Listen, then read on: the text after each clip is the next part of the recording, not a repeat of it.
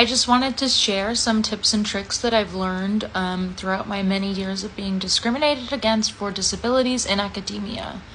I've been to several universities that have denied me a bunch of accommodations, and what I've learned is essentially, if you get accepted to a university, I would make sure that you have all of your accommodations written out and approved before coming to that university. A lot of universities, even though they might seem liberal, a lot of it is just a publicity thing where they want to have this good image, so they'll say that they're accessible or you won't have trouble getting accommodations, or that they care about DEI and other sorts of equity building. And when it comes down to it, the decisions that are being made by the people in power are not actually reflective of what they're advertising to people. So I've had a lot of issues with my university at Vanderbilt where things were advertised to me, and then when I got here, it turns out all of the disability accommodations that I'd been told that I would get, I did not get, or I was denied, or I was told that what they called it did not actually end up giving me an accommodation.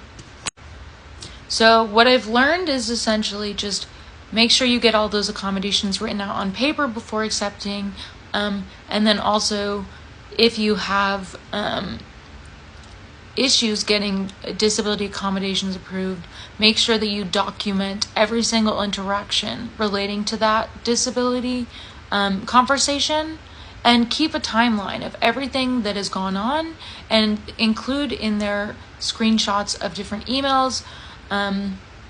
and other communications, just so that you have a very clear timeline that you can easily pull up and send to a lawyer if it gets to that point.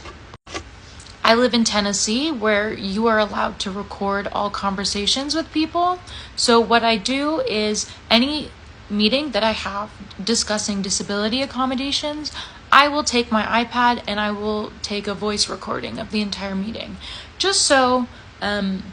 you either don't have to show people that you're doing that if you don't feel comfortable, but if you want them to actually behave and not tell lies or say something that is completely different from what they'll end up sending a follow-up email about, then you'll have that as a record. If you live in a state where you are not able to do non-consensual video recordings or voice recordings, what I like to do is every time I've had a meeting with someone, I will essentially write up a follow-up note where it talks about everything in detail that we talked about, and I will send that as an email so that there's a written record of that. So I'll send that to people and say, if you do not think this is accurate, please send me suggestions for how to make this more reflective of what you think we talked about. And then in that way, if they say we didn't talk about this or I didn't promise you that, then you have it in writing and you are able to show them that yes, you did, and if you didn't do that and I had something wrong, you should have corrected me when I sent this email. I've also learned that unfortunately investigating disability discrimination through things like the OCR or the EEOC is not entirely fair and not entirely accurate, because the laws in our country, at least in the US, do not value people with disabilities. So what I've learned is essentially most universities will not change policies, even if they're being investigated for discrimination, until they have public scrutiny. So obviously speak with a lawyer or speak with other people to make sure that you are not going to get sued or retaliated against. But if something very bad has kept happening with relating to disability accommodations,